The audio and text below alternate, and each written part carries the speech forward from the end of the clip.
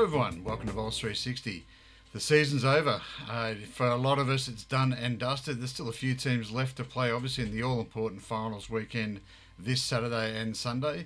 Let's have a look and see how round 18 turned out though.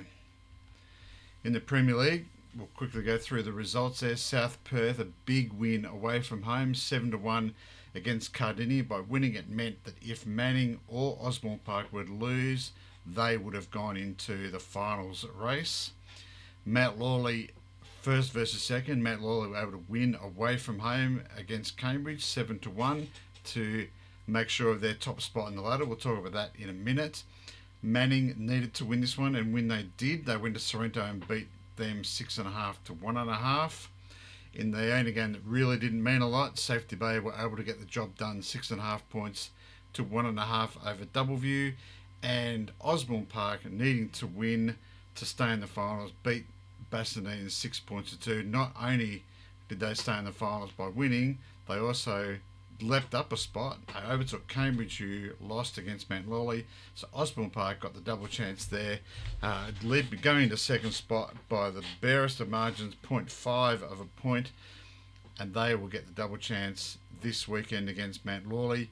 Cambridge drop a spot, they finish in third, and Manning, the other finalist, there in fourth spot. 2.5 points out was South Perth. And then there was a bit of a split.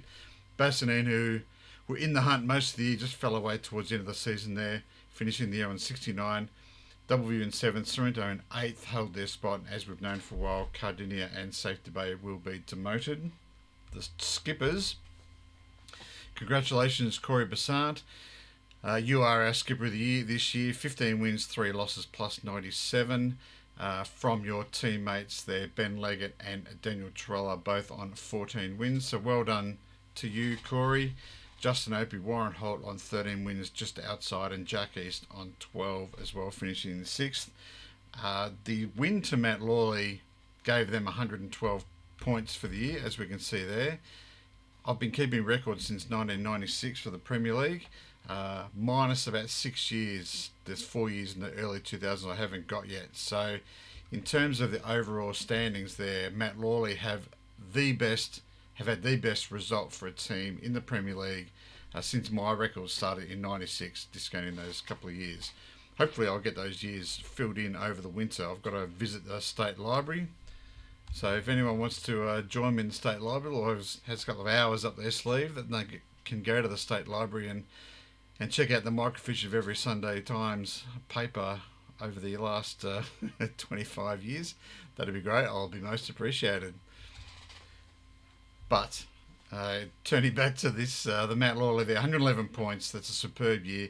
That almighty conquering Coburn side of 99 and 98, 110 points. Also the Doubleview side of 2012, 110. So the next point there is to get Mount Lawley the flag. So interestingly, that Coburn side, 110 points in 98-99, didn't win the flag. And the Doubleview side of 2011-2012 also did not win the flag. So it just highlights that you can have a great year and be all-conquering, but the final season is a different kettle of fish, isn't it? So it all starts again this weekend. The Saturday will be at Mount Lawley. Sunday, we're not sure. I'm hearing Thornley, but that will be confirmed during the week from Bowls WA. Let's have a look at White. No, let's have a quick look at the skippers. So Corey Besant this year, winning 15 and 3 plus 97, puts him 4th overall of all time. Daniel Trella in that 2009-10 season, 16 wins, 2 losses, plus 201. That's an amazing skipper's record for that year. Cole McElroy in 11-12, and Glenn Pauling from 4 or 5 years ago above Corey. So that really highlights again how good of a year Corey has had. Most winning skippers in the Premier League are 14 wins and 13 wins. So if you can achieve more than that, you have had a very, very good year. All right, let's go to White. And loads of changes there. It was it's been an interesting competition all year. We knew Leeming were going to finish on top, and they went to Osborne Park and won there by 10 shots, 7-1. Manning hosting Joondalup. Joondalup needing some points there to stay in the 4, but they didn't get any. They've had a bad finish to the year as well. Manning winning all 8 there, 8-0. That's North Beach. What an amazing win that is. 7.5 points going to Coburn, not losing on a rink. That 7.5 points has tipped them into the 4. I said last week they were no chance of getting to the finals based on their away record, but they have done the job there at Coburn. Well done to the North Beach team. Mosman Park also trying to do their best, winning 7-1 away at Gosnells. And if it wasn't for North Beach's, I'd say upset win against Coburn, then Mosman Park would be playing finals this weekend. As it is, North Beach will be. And Vic Park winning 6-2 over Bassinette in what turned out to be a bit of a nothing game, with Gosnells losing. Vic Park couldn't overtake 7th spot. They were just making sure they were going to finish above Gosnells, which they did, courtesy of Gosnells losing. So what happens there? So the finals are the top 4 sides there: Leeming, Manning, Coburn and North Beach. They will be played at Leeming on the Saturday, and as I said before, Thornley potentially on the Sunday. The bottom there, Gosnells and Bassinette drop out automatically, and Osborne Park and Vic Park will have another game this weekend to hold on to their position in 1 white. Who they play is as yet unknown. We'll see who their potential teams will be in a sec. The skippers in white, the leading skipper there, Jeremy Thomas, wins 13 wins and 5 losses from Osborne Park. Well done, Jeremy.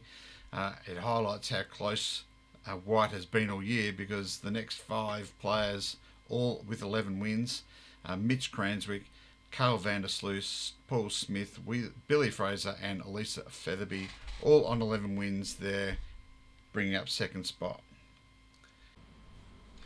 Turning now to Blue North, you can see there the first game, Wanneroo versus Sorrento. He's 2nd versus 3rd. They'll be playing each other this week, and Wanneroo winning on all 3 rinks, but not winning overall there. Sorrento getting 5 points to 3, so they'll duke it out this weekend. Wanneroo would feel pretty happy going into that game, winning on 3 rinks. North Beach at home, 7-1 winners against Yokine. Cambridge travelling to Quinns Rocks and winning there 6-2. Matt Lawley hosting Warwick and winning 7-1. And North Perth finishing the year on top with a good 6.5, 1.5 over the bottom side, Double View. So quickly looking at the ladder, North Perth will go into the blue flag game on Sunday, which we think is at Thornley. Wanneroo and Sorrento will play each other. The winner of that game, I suspect, will host Osborne Park, the 7th place team in 1 white. Mount Lawley and Cambridge move up a spot, but it's immaterial. Those 3 sides shifting deck chairs there, but it really didn't mean anything. Yokine and Warwick will play the 2nd division sides to maintain their spot in blue. Doubleview and North Beach will be demoted. The skipper's in blue, and it's Shane Smith taking out the skipper of the year there in Blue North. Well done, Shane. He's had a good year. 15 wins, 3 losses, plus 180. He's very, very good. Kingsley Toster in outright 2nd on 13. Brian Lettingham, David Anderson there on 12. Marcus Mertz, David Dunstan on 10. Chris McKenna, Ben Horwood, both from North Perth, on 10 wins as well. And quickly looking at Blue South, Coburn travelling to Kalamunda there and getting the job done 7-1. It really didn't matter. Kalamunda were finishing on top, but the win ensures Coburn a spot in the top 3. Warnbro at home beating Willerton 6.5 to 1.5. Rockingham hosting Thornley, winning 8-0 there pretty convincingly. Dalkeith 5.5 to 2.5. My thing's cut off there over Forestfield. And Rossmoyne hosting Cardinia 7.5 to 0.5 point. The ladder, loads of changes there. So what's happened in the wash-up? Kalamunda will play North Perth in the flag game at Thornley on Sunday. Coburn and Cardinia are the other 2 sides that will play off there. They play the 8th place team in 1 white, which was Vic Park. So the winner of Coburn and Cardinia in the morning will play Vic Park in the afternoon next Saturday. Rockingham, Willerton and Dalkeith, the year is over for you guys. Finishing in the middle there of Blue South. Rossmoyne and Warnbro move up spots, but they will be in the playoff games against some 2nd division sides. One of them will probably be Armidale, I don't really know how it works, to be honest, in the second division to Blue South, but I think Armidale, which is a very, very strong second division team, might be one of those sides. So one of them will have a bit of a headache. Forest Field, unfortunately, dropping down 2 spots after their loss on the weekend. That means that they will be automatically demoted along with Thornley. And the skippers for Blue South, Billy Brandsman's had this knocked up for a couple of weeks now. He'll win the Skipper of the Year. 16 wins, 1 loss and a draw, plus 159. Well done, Billy. Exceptionally good year for you and your club. Steve Sahoy, outright second on 13 wins. Alan Walters, outright third on 11. And a host of guys there on 10 wins. Cam Gervin, James Wiley, Darren Radekis, Mark Devaney and Bruce Edwards. Right, so just quickly now before we finish up, being the last video of the month, we'll have a look at the carnivals that are upcoming. The first and most important carnival will be the State Triples. That's mid-April. Entries are still open for that, so there's a link on my website and also a link on Bowls WA, of course, to enter your men's or women's teams for that. And also some club carnivals. We have the Eton Bowling Club this week. Oh, it's actually the 2nd, I think. Yeah, it's on Wednesday, the 2nd of April. I'm not sure if any of these carnivals are full yet, but this is what's coming up in April. The Eton Camp Quality Men's Open Fours. We have the Gosnells, what used to be the Kookaburra Classic. I'm not sure what they call it now, but it looks like it's just the open gender split fours. That is on, that's on May. That's not even, don't know why that's even there. Let's go to the Bedford Bowling Club. They have a tournament on the 11th of April on Friday. The Craig Care Classic there. I think it's a mixed event. No, not sure. Details are all on the website there. The Everest of Bowls, the big event at Easter down at Mandurah. I'm not sure how many entries they have left, but I'm sure they'll happily take any more entries there. The Scarborough Easter Saturday mixed pairs. If you've got nothing on over Easter and you're not playing down at Mandurah in the Everest, then head along over to Scarborough for their mixed pairs event on Easter Saturday. The Merredin Bowling Club has their big Merredin Triples Carnival. It used to be the Merredin Pairs, now the Merredin Triples, on the Anzac weekend, 26th and 27th of April. And finally, it's the Belmont City 30th Anniversary Carnival, also on the 27th of April. Fours event there, it looks like.